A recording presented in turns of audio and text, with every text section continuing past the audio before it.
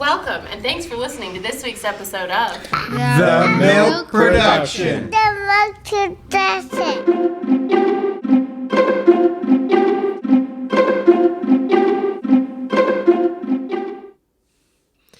Thanks for joining this week. We're excited to do another episode on the Tata Teachings. My usual co-host, my handsome husband, is not here.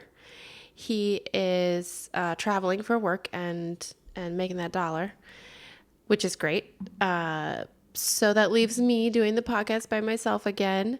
I will be your host for the day, Megan Selke, lactation consultant, mom of 5 witty, challenging, handsome, strong young men, and lover of sharing information.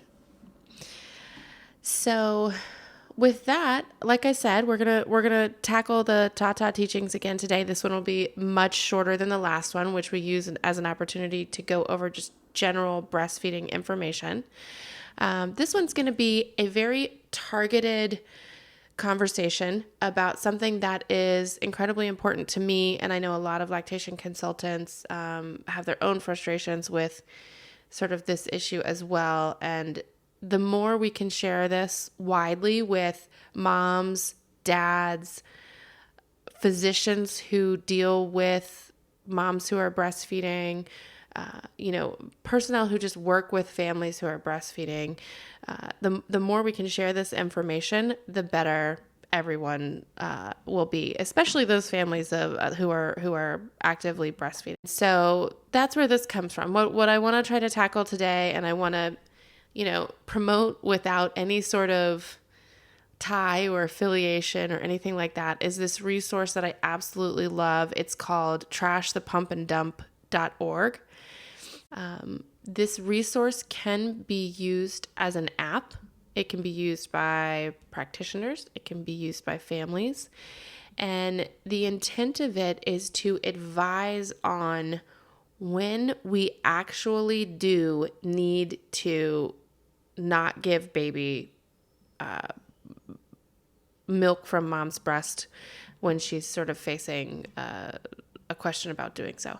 So in the medical institution, in a multitude of different places, this shows up. And even outside of medicine, right? So you go to Thanksgiving and you have a glass of wine and your family member says something to you about not drinking alcohol while you're breastfeeding and makes you feel like a terrible mom or something like that. There are ways to safely consume alcohol while lactating and medications while lactating. One of the things that I personally got most frustrated about was when I had to do a CT scan with contrast. I was advised to pump and dump my milk for 12 hours. Now, fortunately, I was a lactation consultant at the time, and I knew what other resources I could use to sort of double check that information. One of which is Trash the Pump and Dump. Another, which I will love to talk more about in the future, is called LactMed, which is a resource run by the National Institutes of Health. Another awesome one that we'll dive into a little bit more later. But 12 hours of pumping and dumping may not seem like a long time when you're saying, oh, we want to protect the baby and minimize the risk and exposure to whatever we need to, et cetera, et cetera. Those things are true. And so they should be true about proper risks. But if we're talking about something that actually doesn't present a risk to baby, then we are introducing risk by encouraging pumping and dumping. And we are introducing risk in a multitude of ways. In that situation, it was, for me, one of the things that hits close to home about stress is finding a pump. I was in the ER at that time with my baby and husband. And so I was thinking I would be able to continue to feed. This was for when I had postpartum preeclampsia. So I was thinking I would be able to continue to feed my baby because we were together. I didn't have a pump on me, didn't think I would need one. And so, it's not as if I'm at a hospital where there's like a women and infant center and I can just call over and say, hey, can you bring me down a hospital grade pump? It's really thinking about how am I going to get access to that pump and when is he going to need to eat next and that kind of thing. So again, I was a lactation consultant, had the resources, knew I didn't have to do that. However, I put myself in the shoes of other people who maybe don't know these resources or don't have that information readily available. And when they're advised to pump and dump for 12 hours, then immediately the stress of logistics, how are we going to make this work, depending on where you are, that can be a pretty high stress. Anytime you introduce the pump, I don't want to say unnecessarily, but really, I think anytime you introduce the pump, there's a risk associated with doing so and breastfeeding duration. In that, if you can exclusively breastfeed, pumping is, considered exclusively breastfeeding, but if you can just stay with baby at the breast, especially in that crucial period postpartum, your longevity, your long-term breastfeeding duration is going to be longer than it would be if you're incorporating something like pumping. And this is anecdotal. That is backed up by research, but personally, from my perspective, I was an exclusive pumper with my Aiden, and I ended up exclusively pumping for 6 months. And I was not a lactation consultant at that time. And I meet these moms today who are, second-time moms or something like that. And they tell me that with their first, they were exclusive pumpers. They don't want to do that again. And I ask them how long they were exclusive pumpers. And some of them say 12 months. I can tell you from personal experience that the pump had a huge impact on me being able to meet what I wanted to do in terms of breastfeeding. It was cumbersome, difficult to incorporate, difficult to sneak away, and yes, 12 years ago, there was less in the way of supporting moms with like lactation rooms and even the ACA providing, requiring insurance provide pumps to moms and all that kind of thing. So accessibility has increased. There are policies and programs in place on the whole that are kind of improving support of lactating moms. But even still, I can't think about with Jackson, who I was a lactation consultant with when I had him. I hated pumping, continued to hate pumping, had the hardest time with it when I was in the hospital or at work or something like that, or away at drill weekend, just emotionally just hated it. And it was a real barrier in my mind. And so, knowing that women can have that kind of strong feeling to it, first of all, the ones that can hang and are good with it, there's like a special place for you in heaven. But just knowing that, it's easy to understand how it can have a negative impact on breastfeeding duration for moms. And this is something, another data point that we use to say, hey, you are introducing risk by saying, let's just be on the safe side and pump and dump, especially if the risk of any issues to baby is so low.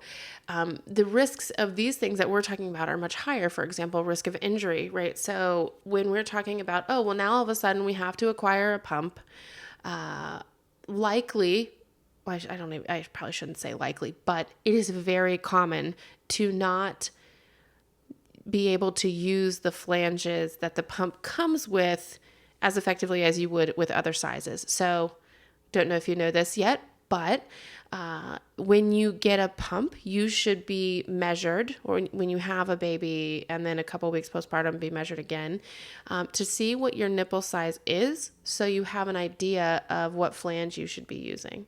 So again, me at the hospital, if I actually ended up deciding to pump and dump, first acquire the pump, second, these flanges definitely don't fit me, your risk of injury using that pump goes up. Even if the flange fit is right, sometimes you can set the suction levels too high or something like that. And so just, to be aware of that, it's absolutely, The other thing is we see a lot of times is, increased risk of mastitis. So think of our NICU moms, for example, who have to pump exclusively in the beginning because baby's not able to take a bottle yet or something like that. It may surprise you that we do. It's not uncommon to see moms who are pumping every 3 hours, 8 times a day, acquire mastitis or a breast infection, whether it's via the route of damage to the nipple and then an infection sort of entering through that point, or the pump is not fully emptying mom's breasts or whatever. It's hard to say what exactly the means by which this risk increases, but it does. And so that's important to remember that, again, yet another risk that we're introducing. Also, on the other side of the coin, there are moms who just do not respond as well to the pump as they do to baby. So baby's going to move milk more effectively out of the breast than the pump will. And in that case, that can also increase the risk of mastitis, but then with longer term use, it can also increase the risk that the supply will drop and milk production will start to become an issue. So for example, if you have a cold and you're concerned that you may need to be pumping and dumping because you don't want to get past that on to baby, or you're worried that it might be in the milk or something like that, we're also introducing the risk to baby of contracting that cold. And there are a couple ways that we're doing that. So the breast milk would actually be giving baby the antibodies that you're developing to fight that cold off if you continued to feed through it. And so baby being in the home, just the risk of being in the home and contracting that cold is already there. You're actually protecting baby further by allowing baby to continue to get that exposure to the antibodies that your body is making to fight that cold off if they do come in contact with that cold and potentially become infected with it. Not to mention, obviously there's a big, emotional impact to the mom and baby who are especially unexpectedly, but certainly even in advance, like if it's happening, there's a very big emotional toll associated with saying, no, you can't breastfeed your baby, as if there's something wrong with your milk. So it's, and not to mention babies who are soothed by the breast. And that's very normal and comforting for both of you, and it's bonding time. And if that's taken away because you've been told to pump and dump, that can be a big stress on the family. And interrupt that bonding and closeness that mom and baby have, especially in the early days. So it's not just the risk of a potential medication that we're consuming or we've been advised to take that poses a risk. When we talk about pumping and dumping, obviously, there's a more extensive list. So a lot of those points I pulled from the Trash the Pump and Dump site, but there are more on there that you can certainly dig into. And so the angle of this site really comes from the concept that we should be making informed decisions with all of those risks in mind, as well as the real statistical evidence that we have and the other data points that we have about medication to make an informed decision with the healthcare team. So, for example, in my situation, when I was told pump and dump with the CT contrast, that is what that radiologist was advised to tell me and probably had been educated on at some point. I don't know how long ago, I'm not really sure, but that is a data point on my healthcare team. And, that's all that it should be. And that doesn't mean that there aren't instances where you do need to pump and dump, but they're so few and far between that it's really important to look with scrutiny anytime a practitioner is giving you that advice. And I would say if you are unsure of what to do and it makes you nervous or you feel like you don't have enough data to make that decision yet, don't say, okay, fine, I'm going to pump and dump through this because I don't have an answer. Pump and save. I had a mom call me once. We had phones on the floor at the hospital, so moms could call for us to come back in or whatever. But I had a mom call from the ER. So outside the postpartum unit, had been readmitted to the ER, had sepsis, was going through a pretty tough time down there, and had been down there for maybe 4 days or something like that. And she had been advised to pump and dump. And my interpretation from a couple different resources was that she didn't need to be pumping and dumping, and that the risks associated to baby would at least have been significantly decreased if she pumped and saved that milk and then mixed it with other milk that didn't have those medications in it in smaller increments to even further decrease the risk to baby of exposure or anything like that. And so she was devastated. She's like, for 4 days, I have pumped, and my milk's in. I've been pouring ounces down the drain, and it's been breaking my heart. And I'm so sad to know that, I've wasted all this milk I could have been giving my baby, and my freezer stash is going down, et cetera, et cetera. It's very emotionally tough, really, really tough moment for that mom. And the only thing you can say at that point is that, well, at least you've been pumping, because that means you've been protecting your supply. But it's an absolute shame that she was given that advice. And again, this is from the same hospital. So she's in the ER getting advice to pump and dump. I'm on the postpartum floor telling her, actually, from the resources that we have, we don't actually think that's required.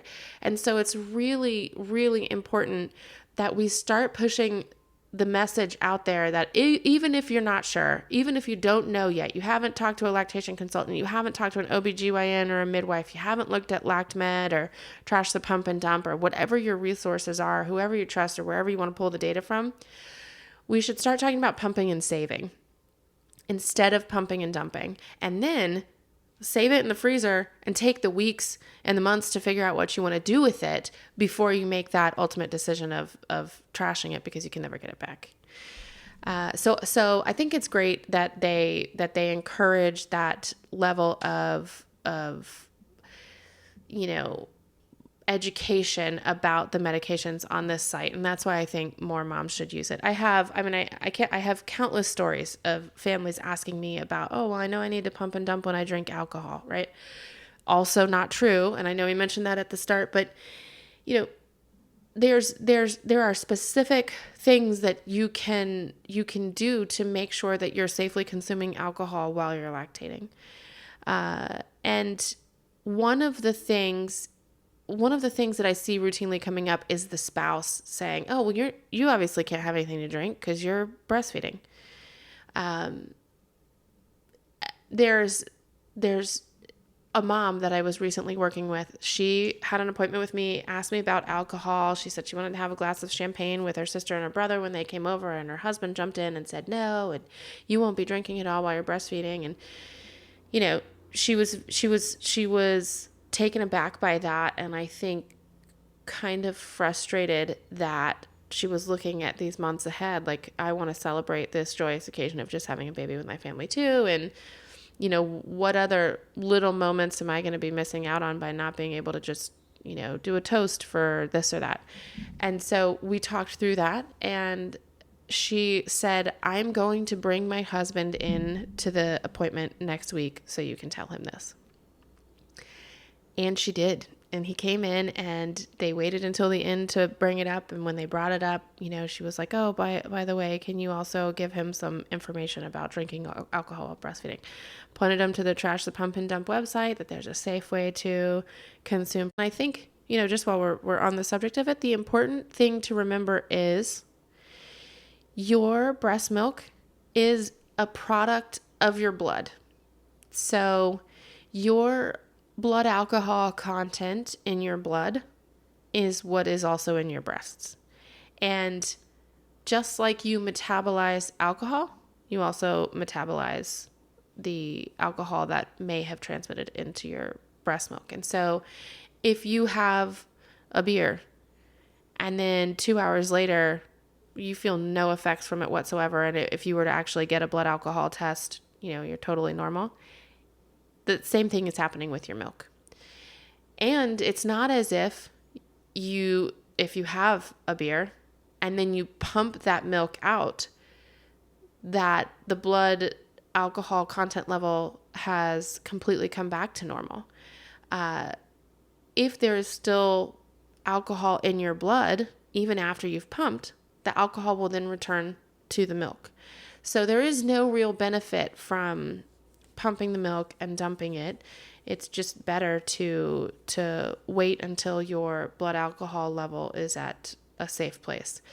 What does that mean? Okay, right after we feed baby, if we can maximize the time between the consumption of the alcohol and when we feed them again, that gives us the opportunity to really metabolize it. And everybody does metabolize things differently. So this isn't like, okay, well, I can guarantee you your blood alcohol content is, back to normal at whatever time after you've had a drink. It's not quite that easy, but you certainly, you can certainly get a feeling for yourself of whether you're feeling the effects of the alcohol or not. And that is a good gauge to go by.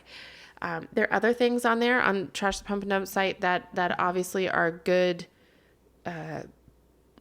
things, good resources. They talk about smoking and different types of diseases that maybe mom has. So for example, Lyme disease, very common, no cases of that being transmitted through breast milk.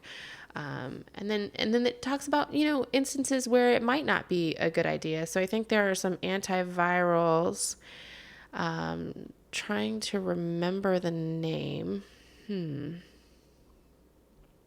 Here we go.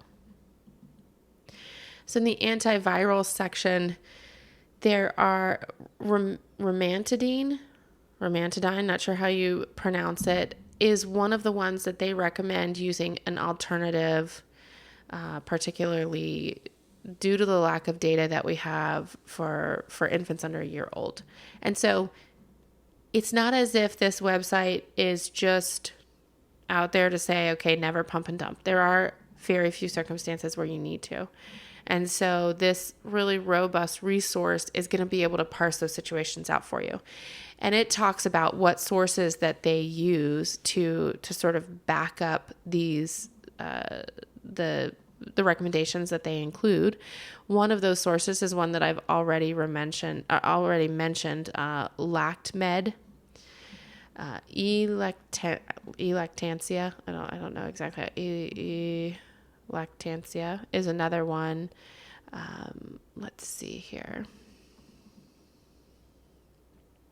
Yeah, LactMed, Elactantia, Infant Risk, and Mother to Baby. And, this information is updated. So as we get more fidelity around different medications or substances or illnesses or what have you, that information is incorporated here. Another odd one that came up, I had no idea that tuberculosis mastitis was a thing. And so, as I was sort of trolling through here and looking at all the good stuff that they have, I came across tuberculosis mastitis, and it does say that's one of those instances where you want to pump and dump. So, again, really good resource. I would absolutely recommend using it. And I think even more importantly than, knowing, okay, trashthepumpanddump.org, got to download the app, whatever. If the only thing that you take away from this is erasing the term pump and dump from our common vernacular and replacing it with pumping and saving, then I think that'll get you most of the way. The other benefit that has is a lot of times when you're in the throes of dealing with, you've got to get some imaging done, or you've got to get, you have an illness and you're not sure about what the medications are that you're taking, or, something's cropping up that is interrupting or has the potential to interrupt your breastfeeding relationship with your baby.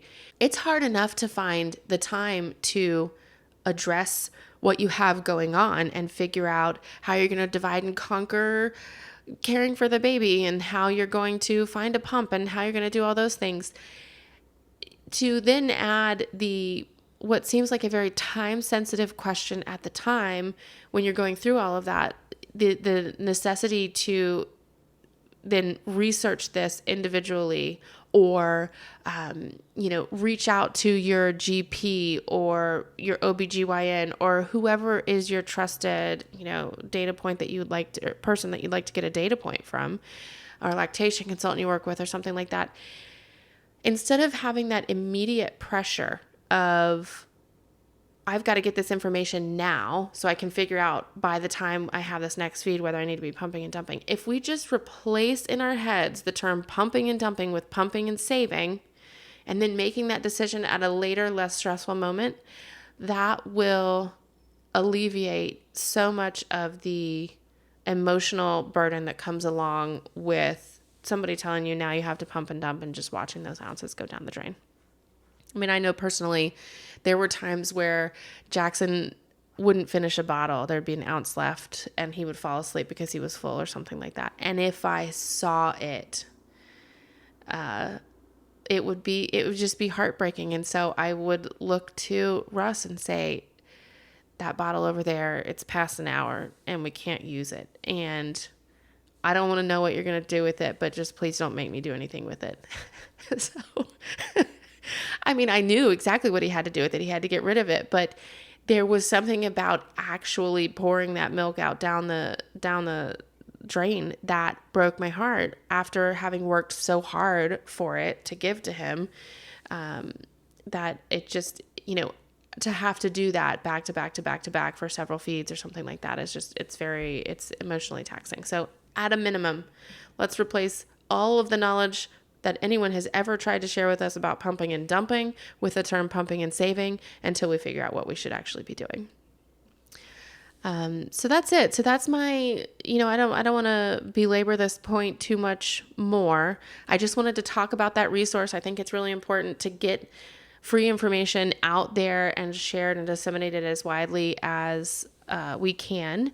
And I love that resource, have known about it for some time. And I think it's critical for us to sort of do the good work of sharing that word to practitioners, moms, dads, families, the whole nine yards. So anyway, so that's it for today. Thanks for listening to another episode of the Tata Teachings.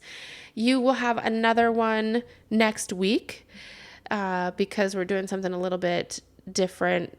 We're traveling again next week, so won't have the co-hosts back together again. So we'll do another Tata Teachings, try to share some good breastfeeding information. And as always, if you have any questions, please email us at themilkproductionpodcast@gmail.com, or find us on Instagram or Facebook, or send us a text message because the only people who listen to us know us. Or, leave a comment, like, subscribe, follow on the different places that we are. We can be found on Apple Podcasts, Spotify, Audible, FeedSpot, pretty much anywhere you can listen to, anywhere people commonly listen to podcasts. And I will continue to work to get us on the ones that are maybe a little bit less common. Thanks for tuning in. It was a quick but fun little chat. Hopefully we'll see you next week. Take care.